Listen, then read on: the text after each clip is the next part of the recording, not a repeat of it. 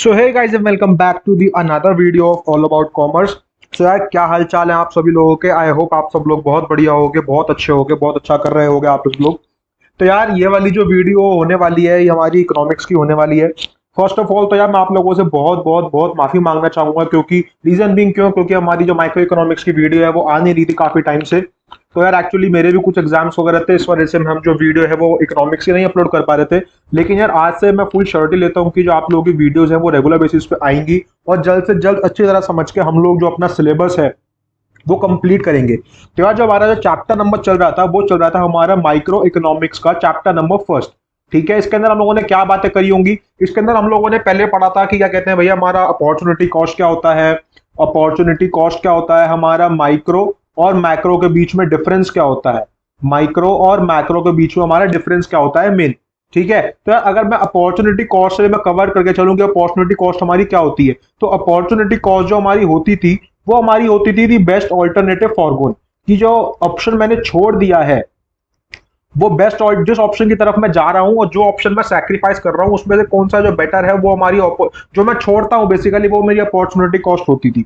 भैया एग्जांपल दे दो, एग्जांपल भी दे देता हूँ। क्या सपोज फॉर एग्जांपल आप लोग बढ़िया बढ़िया पढ़ के अच्छे अच्छे नंबर लाके आप लोगों की जॉब लगी, फॉर एग्जांपल मैं मानता हूँ आप लोगों की एक जॉब लगी 50,000 रुपए की और आप लोगों की एक जॉब जो लगी वो लगी आपकी 80,000 रुपए की। ठीक है, 80,000 50,000 कुछ कम नहीं लग रहा। अच्छा बढ़ा देते हैं, चलो ये मेरी एक लगी 5 लाख रुपए की और एक की मेरी लगी 8 लाख रुपए की जॉब। ठीक है, अब भैया अब मैं किसकी तरफ जाऊंगा। तो यार ऑब्वियस सी बात है, आप लोग अगर एक अच्छे अगर आप इकोनॉमिक्स पढ़ते हो तो आप लोग ऑब्वियसली ज्यादा वाले ऑप्शन की तरफ जाओगे, आप लोग 8 लाख वाले ऑप्शन की तरफ ही जाओगे। लेकिन जो आपने ये 5 लाख वाला ऑप्शन जो आप लोगों ने छोड़ा है यही मेरी अपॉर्चुनिटी कॉस्ट है, यही मेरी अपॉर्चुनिटी कॉस्ट है। ठीक है, तो ये बात आप लोगों को समझनी पड़ेगी अपॉर्चुनिटी कॉस्ट पहली बात होती क्या है। आगे बढ़ूं तो यार बहुत इंपॉर्टेंट टॉपिक्स आप शुरू करने वाले हैं जो इकोनॉमिक्स के अंदर मेन आप लोगों को चीजें पूछी जाती हैं। ठीक है, इसके अंदर एक नया टॉपिक मैं एक इंट्रोड्यूस कर रहा हूं आप लोगों के सामने, वो है एमओसी का। एमओसी क्या है भैया, एम ओ सी। एमओसी क्या है, तो भैया जो एमओसी है वो है मेरी मार्जिनल अपॉर्चुनिटी कॉस्ट। अब मार्जिनल अपॉर्चुनिटी कॉस्ट क्या है, मार्जिनल अपॉर्चुनिटी कॉस्ट कुछ नहीं है, मार्जिनल का मतलब होता है rate, rate.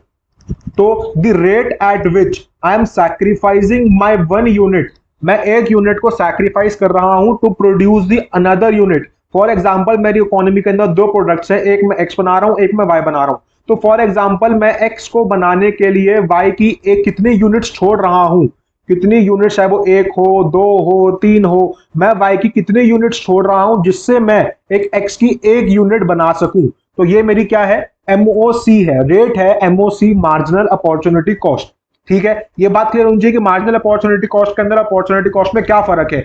Marginal cost is my rate at which my opportunity cost is happening, rate at which my opportunity cost is happening.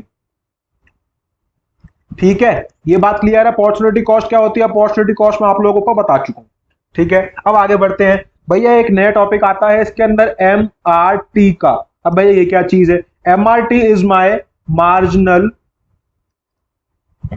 Rate of transformation. अब भैया ये क्या चीज है, क्या आप लोगों को जान के बहुत बहुत ज्यादा खुशी होगी कि ये बिल्कुल मेरा इक्वल है एमओसी के, दोनों चीजें बिल्कुल सेम है। कई बार एग्जाम के अंदर पूछ लेता है कि एमओसी और मार्जिनल रेट ऑफ ट्रांसफॉर्मेशन के बीच में क्या फर्क है, तो दोनों के अंदर कुछ फर्क नहीं है, दोनों चीजें बिल्कुल सेम है। ये मेरा है मार्जिनल अपॉर्चुनिटी कॉस्ट और ये मेरा है एमआरटी जो कि है मेरा मार्जिनल रेट ऑफ ट्रांसफॉर्मेशन।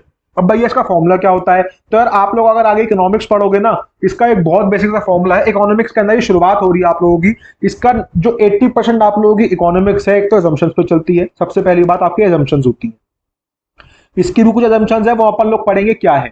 ठीक है, और सेकंड क्या है, 90-80% चीजों का फॉर्मूला मेरा होता है वो होता है सैक्रिफाइस अपॉन गेन। क्या होता है, सैक्रिफाइस अपॉन गेन। अब भैया किस चीज का सैक्रिफाइस किस चीज का गेन, तो यार सैक्रिफाइस मैंने आप लोगों को जैसे ऊपर बताया कि मैं यहां पर वाई की कितनी यूनिट्स छोड़ रहा हूं, वाई की कितनी सैक्रिफाइस कर रहा हूं to produce one extra unit of X. मैं यहां पर डेल्टा लगा देता हूं, डेल्टा का मतलब चेंज इन, चेंज इन। इसका मतलब है कि मैं y को कितना सैक्रिफाइस कर रहा हूं जिससे मैं x की एक एडिशनल यूनिट बना सकूं। तो ये मेरा जो फॉर्मूला है delta y upon delta x, अगर मैं इसको नीचे कर दूं, उसको मैं अगर आपको फुल फॉर्म आपको बता दूं, उसका फॉर्मूला जो बेसिकली मेन फॉर्मूला है, तो यार आप लोगों का जो एम आर टी है, एम आर टी का formula is sacrifice of good y upon sacrifice in good y upon, इसको यहां यूनिट्स लिख लेते हैं, unit sacrifice, sorry actually unit sacrifice of good y upon units produced of good x। ठीक है, इसको short के अंदर अगर लिखना है तो delta y upon delta x का मेरा फॉर्मूला बनेगा, ये मेरा देता है MOC या MRT। ठीक है, ये बातें क्लियर होनी चाहिए अच्छी तरह। इसका फॉर्मूला बहुत सिंपल है, delta y upon delta x मेरा देता है मुझे MOC या मेरा MRT। ठीक है, अब भैया इसके अंदर आगे बढ़ू तो आप लोगों का एक टॉपिक आता है, वो है PPC। अब भैया PPC क्या है, आप नए नए नाम बता रहे हो, नए नए नाम बता रहा हूं, लेकिन यह बहुत ही सिंपल टॉपिक है, बहुत ही इजी टॉपिक है, मतलब पढ़ के मजा आ जाएगा। ठीक है, PPC क्या है, तो PPC पहले फुल फॉर्म लिखेंगे अपन लोग। PPC होता है मेरा production possibility curve. Production possibility curve कई बार एग्जाम के अंदर देता है PPF। PPF, तो PPF क्या है, PPF के अंदर मतलब प्रोडक्शन पॉसिबिलिटी, यहां F का मतलब है फ्रंटियर। तो अगर आप लोगों को PPC पूछे या PPF पूछे, घबराना नहीं है, दोनों बातें बिल्कुल सेम है। ठीक है, PPC प्रोडक्शन पॉसिबिलिटी कर्व और PPF प्रोडक्शन पॉसिबिलिटी फ्रंटियर। अब भैया ये होता क्या है, आपने इतने भारी नाम तो बता दिए, इसको जरा एक्सप्लेन भी कर दो अब। तो यार अगर मैं आप लोगों को एक्सप्लेन करूं PPC होता क्या है, PPC इज बेसिकली, जैसे कर्व है तो PPC मेरी ग्राफिकल रिप्रेजेंटेशन है।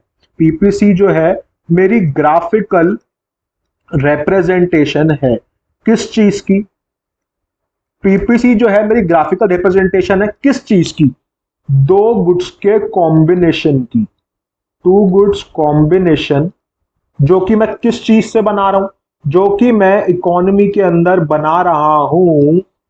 कैसे बना रहा हूं, गिवन रिसोर्सेस को यूटिलाइज करके एंड टेक्नोलॉजी को कांस्टेंट रख के, कांस्टेंट और सेम रख के। ठीक है, अब भैया आपने ये एरो बना बना के बता दिया, बस ये डेफिनेशन दे दो। तो यार ये बहुत सिंपल सा है। PPC का जो मेरा मतलब है, PPC is nothing but the combination of two goods that an economy can produce with the full utilization of the available resources and the given technology और technique of production। कि भैया मेरे पास, हम लोगों ने पढ़ा था कि मेरे पास जो रिसोर्सेज है वो लिमिटेड है। ठीक है, ये बात तो आप लोगों ने पढ़ी हुई है। रिसोर्सेज मेरे पास अगर लिमिटेड है तो उन अवेलेबल रिसोर्सेज से मैं कॉम्बिनेशन ऑफ गुड्स, जैसे फॉर एग्जांपल कि मैं दो गुड्स बना रहा हूं X एंड Y, तो इन रिसोर्सेज को कांस्टेंट रख के और टेक्नोलॉजी को कांस्टेंट रख के मैं ऐसे कितने combination of X and Y बना सकता हूं, उस चीज को जब मैं ग्राफ पे प्लॉट करूंगा तो वो मेरे को PPC निकाल के देता है। ठीक है, क्लियर है। The combination of two goods that an economy can produce with the full utilisation of the available resources and the technique available, technique of production keeping same, उसको हम PPC बोलते हैं या PPF बोलते हैं। ठीक है, अब भैया ये दिखता कैसा है, दिखता कैसा है सब बताऊंगा कैसा दिखता है। सबसे पहले इसकी कुछ एजम्पशंस है, जैसे हम लोग इकोनॉमी के अंदर पढ़ते हैं कि भैया मेरी कुछ एजम्पशंस होती हैं, तो पहले इसकी एजम्पशंस जरा मैं क्लियर कर दूं, उसके एजम्पशंस क्या क्या है। सबसे पहले इसकी अब हम एजम्पशंस पढ़ेंगे, एजम्पशंस ऑफ PPC। ठीक है, सबसे पहली एजम्पशन क्या है कि भैया जो मेरे अमाउंट ऑफ रिसोर्सेज हैं, कि my amount of resources are fixed, कि मेरे जो अमाउंट ऑफ रिसोर्सेज है वो फिक्स्ड है, और वो एंड, और मत लिखो, एंड लिख दो उसको, एंड दे आर ट्रांसफरेबल। अब भैया इसका मतलब क्या है? तो यार जो आप लोगों को पता है कि जो हमारी रिसोर्सेज है वो फिक्स्ड है, इकोनॉमी के अंदर लिमिटेड है, फिक्स्ड है। हमने उसको एजम्पशन माननी है कि जो मेरे पास रिसोर्सेज है वो हमेशा फिक्स्ड है और वो ट्रांसफरेबल है। ट्रांसफरेबल का मतलब है क्या है कि they can have multiple uses, they can have more than one use, more than one use. इसका मतलब है कि जैसे फॉर एग्जांपल मेरा एक रिसोर्स है वाटर, फॉर एग्जांपल मेरा एक रिसोर्स है वाटर, उसको मैं पीने में भी यूज करता हूं और उसको मैं कपड़े धोने में भी यूज करता हूं। तो उसके मोर देन वन यूज हैं, इसके वन से ज्यादा यूज हो सकते हैं, एक से ज्यादा यूज उसके हो सकते हैं, इसको हम बोलते हैं ट्रांसफरेबल। तो जो मेरे रिसोर्सेज हैं वो इकोनॉमी के अंदर फिक्स्ड हैं और ट्रांसफरेबल हैं। ठीक है, सबसे पहली बात आप लोगों को क्लियर है कि मेरी फर्स्ट एजम्पशन क्या कहती है, फर्स्ट एजम्पशन क्या कहती है। अब आते हैं सेकंड एजम्पशन। सेकंड एजम्पशन क्या कहती है कि जो मेरे पास अमाउंट ऑफ रिसोर्सेज मुझे गिवन है, मैं उससे अपनी इकोनॉमी के अंदर, उससे अपनी इकोनॉमी के अंदर सिर्फ दो ही गुड्स बना सकता हूं, कि that only two goods can be produced in the economy, कि जो इकोनॉमी है उसके अंदर सिर्फ दो गुड्स ही बन रहे हैं। ठीक है, जितने मेरे रिसोर्सेज हैं उनको मैं यूटिलाइज कर रहा हूं, उससे दो ही गुड्स मेरी इकोनॉमी के अंदर बन रहे हैं। ठीक है, थर्ड पॉइंट अगर आता है एजम्पशंस का। एजम्पशन, तीसरी एजम्पशन क्या कहती है कि जो रिसोर्सेज हैं वो मेरे फुल्ली एंड एफिशिएंटली यूटिलाइज हो रहे हैं, कोई भी रिसोर्स मेरा वेस्ट नहीं जा रहा। Third assumption, resources are fully and efficiently utilised. ठीक है, ये बात क्लियर है कि सबसे पहली एजम्पशन मेरी क्या है कि मेरे पास जो रिसोर्सेज के अंदर सॉरी इकोनॉमी के अंदर रिसोर्सेज हैं वो फिक्स्ड हैं। ठीक है, और वो ट्रांसफरेबल है, उनको मैं ट्रांसफर कर सकता हूं, उनके यूज मल्टीपल यूज हो सकते हैं। सेकंड क्या है कि जो मेरी इकोनॉमी है उसके अंदर खाली दो ही गुड्स का प्रोडक्शन मैं कर रहा हूं। ठीक है, तीसरी क्या है, resources are fully and efficiently utilise, को मैं कोई भी रिसोर्स अपना वेस्ट नहीं कर रहा हूं। ठीक है, फोर्थ एजम्पशन आती है। फोर्थ मेरी क्या कहती है कि जो टेक्नोलॉजी है वो मेरी कांस्टेंट रहनी चाहिए। टेक्नोलॉजी और technique of production should be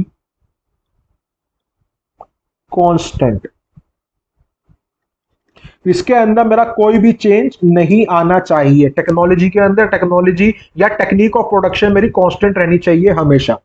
clear है? अच्छी तरीके से आगे बढ़ूं अगर, तो इसकी लास्ट एजम्पशन जो है, लास्ट एजम्पशन जो कहती है वो कहती है, हमने ऊपर पढ़ा फर्स्ट एजम्पशन के अंदर, फर्स्ट एजम्पशन के अंदर कि जो रिसोर्सेज हैं, कि जो मेरे रिसोर्सेज हैं वो ट्रांसफरेबल हैं, उसके मल्टीपल यूजेस हो सकते हैं, लेकिन उसको जब मैं ट्रांसफर करूंगा, उसके मल्टीपल यूजेस मैं करूंगा, तो जो उसकी एफिशिएंसी है, एफिशिएंसी का मतलब क्या है, जो उसकी प्रोडक्टिविटी है वो डिक्रीज हो जाएगी।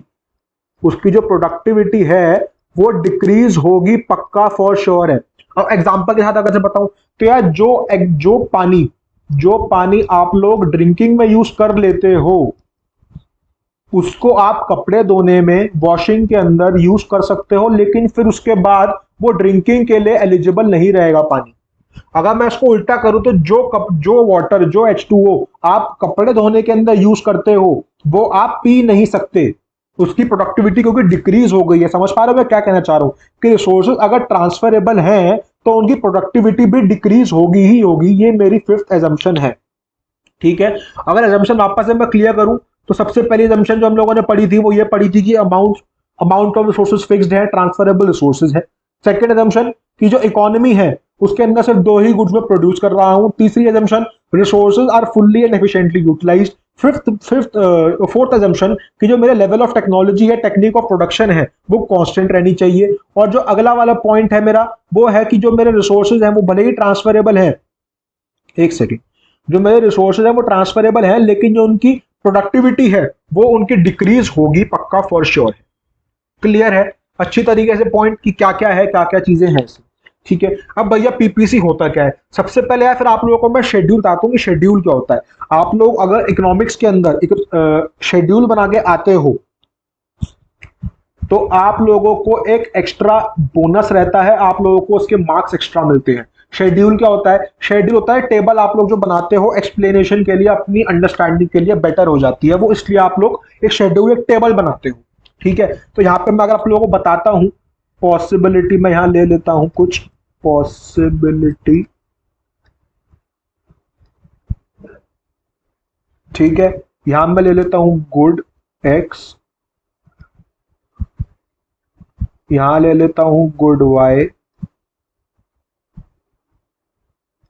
यार थोड़ा इग्नोर करना लाइंस को, लाइंस टेढ़ी मेढ़ी अगर आ रही हो तो।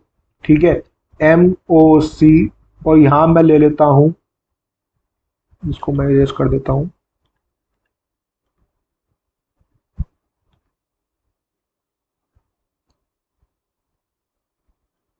और यहां मैं ले लेता हूं आप लोगों का क्या, एम आर टी। भाई ये दोनों चीजें तो बिल्कुल सेम है, आप क्यों लिखवा रहे हो? सेम ही है, आप लोगों को इक्वल बता दूंगा कि कैसे आएंगी दोनों चीजें। ठीक है, फॉर एग्जाम्पल यहां मैं लेता हूं पॉसिबिलिटी ए। ठीक है, यहां मैं गुड एक्स की बना रहा था 21 यूनिट। कितनी यूनिट? यहां मैं बना रहा था गुड एक्स की फॉर एग्जाम्पल 21 यूनिट। ठीक है, और गुड वाई की मैं बना रहा हूं यहां पर 0 यूनिट। तो जब यहां पे मैंने किसी चीज का लॉस नहीं किया, मैंने यहां पे किसी चीज का सैक्रिफाइस नहीं किया, किसी चीज का गेन नहीं किया, ठीक है, तो यहां पे मेरी एमओसी भी 0 आएगी और यहां मेरी एमआरटी भी 0 आएगी। क्लियर होनी चाहिए पॉइंट ये। ठीक है, अगर मैं सेकंड लेता हूं अपना, सेकंड केस में लेता हूं अपना बी केस। इसके अंदर मैंने क्या किया, इसके अंदर मैंने कर दिया 20 और मैंने यहां पे बना ली अपनी 1 यूनिट। अभी ये 20 और ये कैसे आया? तो यार फॉर एग्जाम्पल ये मैं अपना एक रेस्टोरेंट चला रहा हूं, यहां मैं बना रहा हूं अच्छा अच्छा खाना। अच्छा अच्छा खाना किसे कहते हैं? फॉर एग्जाम्पल आप लोग ले लो कि यहां मैं बना रहा हूं, यहां बना रहा हूं आप लोगों के लिए दाल मखनी। क्या बना रहा हूं? दाल मखनी। और यहां मैं बना रहा हूं आपके लिए डाइट फूड। ठीक है, अब कुछ लोग इससे रिलेट कर पाएंगे ज्यादा अच्छे से, तो मैं अगर आप लोगों को क्लियर करूं कि अब मैंने फॉर एग्जांपल मेरे पास यहाँ पे 21 शेफ्स थे, 21 शेफ्स थे और यहाँ मेरे पास 0 थे। फॉर एग्जांपल मैं मान लेता हूं कि जो 21 शेफ्स थे मुझे 21 ही दाल मखनी की प्लेटें बना के दे रहे थे। मैं यहाँ पर 21 प्लेट्स बना रहा था, यहाँ पे 0 प्लेट्स बना रहा था। तो मैंने क्या किया, मैंने यहाँ से एक लेबर निकाली, मैंने यहां से एक लेबर निकाली और मैंने यहां पर एक का प्रोडक्शन शुरू कर दिया। मैंने उससे एक अपना डाइट फूड, एक प्लेट मैंने बनानी शुरू कर दी यहां पर। ठीक है, तो यहां आपका फॉर एग्जांपल लिख लेता हूं मैं, फॉर्मूला लिखता हूं delta X upon delta Y, कि एक्स के मैं यहां पर सैक्रिफाइस कर रहा हूं और इसका मैं यहां पर गेन कर रहा हूं। ठीक है, तो मैंने यहां पर सैक्रिफाइस कितने का किया, यहां पर एक्स का मैंने सैक्रिफाइस किया 1 का। ठीक है, तो मैंने यहाँ पे एमओसी मैंने यहाँ पे कितना छोड़ा, इसका मतलब बेस्ट ऑल्टरनेटिव फॉर्मूला जो मैं छोड़ के आया, मैंने कितने का छोड़ा, मैंने छोड़ा यहाँ पर 1। ठीक है, और एमआरटी का फॉर्मूला मैं उसको फॉर्मूले की सेंस में लिखूं तो यहाँ पे मैं क्या 1/1 लिख सकता हूँ? भैया 1/1 कैसे? तो यहाँ पर ये चीज मैंने सैक्रिफाइस करी, ये चीज मैंने गेन करी, तो 1/1 का मेरा फॉर्मूला आ गया। तो ये मेरी जो 1 आ गई एमआरटी और मेरी एमओसी भी 1 है, तो आप देख सकते हो कि ये मेरी इक्वल आ गई। ठीक है, नेक्स्ट केस लेके चलता हूँ। मैंने कहा यार अब कुछ बच्चे जिम जा रहे हैं तो ना उनको डाइट फूड ज्यादा चाहिए, दाल मखनी कम चाहिए। तो मैंने क्या किया, मैंने ना यहाँ पर एक काम किया, मैंने यहाँ पर 18 क्या कहते हैं, मैंने यहाँ से कुछ शेफ्स को निकाला, मैंने यहाँ से 2 शेफ्स को निकाला तो मेरी यहाँ 2 प्लेटें कम हो गई। मैंने यहाँ पर 2 शेफ्स को निकाला, मेरी 2 प्लेटें यहाँ कम हो गई और मेरी वापस से क्या हुआ, मैं यहाँ पर 1 यूनिट फालतू बना पाया। यहाँ पर मैं 1 यूनिट फालतू बना पाया, पहले 1 थी और अब 2 हो गई। तो मतलब यहां मैंने 2 का सैक्रिफाइस किया एक्स का, मैंने एक्स का 2 का सैक्रिफाइस करने से वाई की 1 एडिशनल यूनिट बना दी। तो मेरा यहाँ कितने का सैक्रिफाइस मैंने किया, यहां मैंने किया 2 का सैक्रिफाइस और मेरी जो एमआरटी है वो मेरी आ गई 2:1 की। क्लियर है ये पॉइंट? ये पॉइंट कैसे आया? यहाँ पर मैंने कितने का मैंने सैक्रिफाइस किया, मैंने भैया यहाँ पर 2 का सैक्रिफाइस किया एक्स का। ठीक है, अपॉन मैंने यहाँ पे 1 का गेन किया वाई का। तो मेरा यहाँ पे फॉर्मूला क्या आ गया, 2:1 का मेरा फॉर्मूला आ गया और जो मेरी एमओसी है एमआरटी है दोनों बराबर है। क्लियर है? आगे बढ़ते हैं। डी पॉइंट, अगर मैं अपना डी लेता हूं केस, मैंने अब क्या किया, मैंने कहा कि यार इसको ना और कम कर लेते हैं, इसको और कम कर लेते हैं और इसको रेस्टोरेंट को थोड़ा खाली करेंगे अपन को। इसको मैंने यहां से 3 लेबर हटाई और उस 3 लेबर को मैंने शिफ्ट कर दिया गुड वाई के अंदर, डाइट फूड के अंदर। उन्होंने मुझे 1 एडिशनल यूनिट और बना के दे दी। तो आप लोग बताओ कि मेरी जो एमओसी है, एमओसी मतलब कितना सैक्रिफाइस मैं कर रहा हूं, मैंने क्या चीज छोड़ रहा हूं। एमओसी को आप सिंपल ये समझ सकते हो कि मैंने क्या चीजें छोड़ी। तो मैंने क्या छोड़ा, कितनी यूनिट्स छोड़ी? मैं सर मैंने यहां पर एक्स की 3 यूनिट्स छोड़ी। मैंने x की 3 यूनिट्स छोड़ी और मैंने यहां पर y की 1 यूनिट बनाई और 3 छोड़ी। तो मेरा फॉर्मूला यहां पर भी same, delta X upon delta Y. मैंने यहां पर 3 यूनिट छोड़ी और 1 यूनिट मैंने बना दी, तो मेरी यहां क्या रेशियो आ गई, 3:1 की मेरी रेशियो यहां पे आ गई है। ठीक है, अच्छी तरह लोगों को क्लियर होना चाहिए पॉइंट ये। अगर मैं और आगे बढ़ूं, आप आई होप आप लोगों को समझ आ रहा होगा। तो मैंने यहां पर फॉर इंस्टेंस मैंने यहां पर ले लिया अपना, एक सेकेंड, मैंने यहां पर अपना अब लिया ई केस। अब ई केस के अंदर भैया मैं क्या कर रहा हूं, यहां पर ई केस में मैंने क्या किया, मैंने यहां पर जो अपना रेस्टोरेंट है, मैंने रेस्टोरेंट में से अब 4 लेबर निकाल ली। मैंने यहाँ पर 4 लेबर निकाल के मैंने -4 तो यहाँ कर दिया, और जो -4 मैंने यहाँ किया उसको मैंने यहाँ उन लेबर्स को मैंने यहाँ शिफ्ट कर दिया। उससे क्या हुआ, उन्होंने मुझे एक और यूनिट बना के दे दी। फॉर इंस्टेंस मैं कहता हूँ कि मेरे को एक प्लेट यहाँ पे और मिल गई है। ठीक है, तो यहाँ मेरा कितने का हुआ, +1। ठीक है, अब आप समझ सकते हो मैंने यहाँ पर कितने का सैक्रिफाइस किया। सर मैंने यहाँ पे 4 का सैक्रिफाइस किया, और जो मेरी रेशियो आ जाएगी 4:1 आ जाएगी। समझ आ जाना चाहिए कैसे आएगी कि मैं 4 का सैक्रिफाइस कर रहा हूँ अपॉन 1 का गेन कर रहा हूं, तो मेरी 4:1 की रेशियो आ गई। एफ केस लेके चलूं अगर मैं, एफ केस, ये एफ है, एफ केस में अगर लेके चलूं, तो सर मैंने अब क्या किया, मैंने ना यहां पर 11 की बजाय अब मैंने यहां पर 6 लेबर गायब कर दी। 6 नहीं 5 कर देते, चलो मैंने यहां पर गायब कर दी 5 लेबर, तो मेरी यहां पर 6 बन गया, और ये मेरा हो गया -5। क्लियर, अच्छी तरह पॉइंट की कैसे कैसे चीजें हो रही हैं। ठीक, -5 हुआ, उससे मेरे को क्या गेन हुआ, उससे मुझे यहां पर एक प्लेट और फालतू मिल गई। एक प्लेट और फालतू मिल गई, तो मैंने कितने का गेन किया, कितने का सैक्रिफाइस किया, तो मैंने कहा सर मैंने यहाँ पे 5 का सैक्रिफाइस किया और 1 का गेन किया। फॉर्मूला बना दूंगा, तो मैंने यहाँ पे 5 का सैक्रिफाइस किया और 1 का गेन किया। ये कैसे आया, 5 का सैक्रिफाइस, 5 का सैक्रिफाइस और 1 का गेन, 1 का गेन। ये ट्राइंगल का मतलब होता है डेल्टा चेंज, कि change in good X, change in good X and change in good Y. अब आप इससे भी कर लो, अगर आपको एक कंसेप्चुअल वाइज समझना है तो आप वैसे भी समझ सकते हो कि good sacrifice upon goods gain. ठीक है, ये बात आप लोगों को क्लियर है। अब मैं फाइनल केस अगर बना के चलूं यहां पर जी केस, अगर मैं यहां पे जी केस बना के चलूं, तो इसके अंदर क्या होगा, इसके अंदर से मैंने 6 की 6 लेबर गायब कर दी, मैंने रेस्टोरेंट कर दिया बंद। सर ऐसे मत करो, सर करना पड़ा, सर मुझे जिम वाले बच्चे ज्यादा आ रहे हैं मेरे पास, तो मैंने यहाँ पर ना -6 कर दिया, और यहाँ पर जो मेरी एक यहाँ पे इन्होंने मेरे को एक और बना के दे दी। यहाँ पर मेरे को इन्होंने 1 की प्रोडक्शन मुझे और करके दे दी, तो मेरी यहाँ पे रेशियो का बनी। सर मैं कितना छोड़ रहा हूँ, सर मैं 6 यूनिट छोड़ रहा हूँ एक्स की एमओसी, और मैं कितना गेन कर रहा हूँ, सर मैं गेन कर रहा हूँ 1, और मैं छोड़ रहा हूँ 1, और मैं छोड़ रहा हूँ 6। तो मेरी यहाँ रेशियो कितनी आ गई, ये मेरी 6:1 की रेशियो आ गई, जो कि है मेरी delta X upon delta Y. Clear है। तो आप लोगों का मैं ग्राफ अगर ये मैं सिंपल तरीके से बना लूं, तो आप लोगों का जो ग्राफ बनेगा वो ये बनेगा कि सर सपोज फॉर इंस्टेंस मैंने यहां पर पॉसिबिलिटी ले ली है वापस से, यहां मैंने ले लिया है गुड एक्स, यहां ले लिया है मैंने वाई, और यहां ले लिया है मैंने सपोज एमओसी, यहां ले लिया है मैंने एमआरटी, और मैं बनाता हूं यहां पर कहां तक केस है मेरे, शायद जी तक केस है ना, हाँ A B C D E F G. यहां मेरी कितनी प्रोडक्शन थी, 21 20 18 15 11 18 15 11 6 0, यहाँ 0 1 2 3।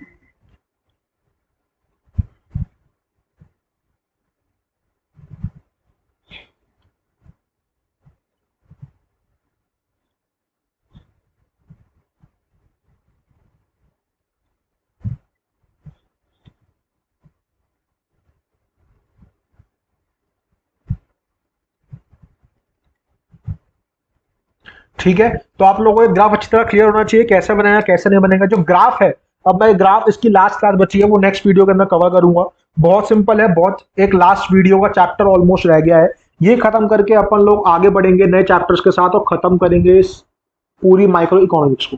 अगर आप लोगों को वीडियो अच्छी लगी तो आप प्लीज लाइक करना, शेयर करना हमारे चैनल को। साथ के आप कैसे करोगे कैसे नहीं करोगे तो मुझे नहीं पता, नीचे जो सब्सक्राइब का बटन है उस पर चाहे आप उंगली से करो चाहे आप चप्पल मारो मुझे नहीं पता, लाइक हो जाना चाहिए।